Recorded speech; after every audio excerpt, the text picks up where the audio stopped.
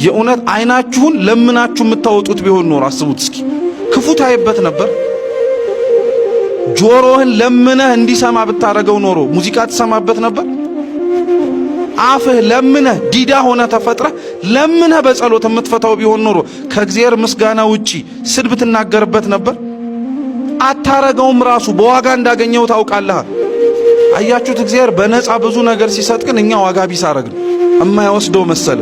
ሁሉም ነገር እኛ ውስጥ ያለው ዋጋ ተከፍሎበታል። ሁሉም ነገር ልውሰደው ካለ ትላንትናና ነገ ራሱ አይከለክለው። ሰዓታትም እግዚአብሔር አምላክ አይከለክለው። ምንም ነገር ማድረግ ይችላል እኛ ላይ። አሁን እግዚአብሔር ያረገልን ድንቅ ስራዎች ከምስጋና ውጪ በምንም ዋጋ ኳንቲፋይ ልታረጉት አትችሉ። ትልቁ ለእግዚአብሔር ልንሰጠው የምንችለው ነገር ስለተደረገልን ነገር ምን ብቻ ነው? ምስጋና ብቻ ነው። ሌላ ምንም ነገር የለውም። በፍጹም እንዳታስቡት። ራሱ ይሄ ልባችሁ የሚረካበት ነገር አለ አይደል?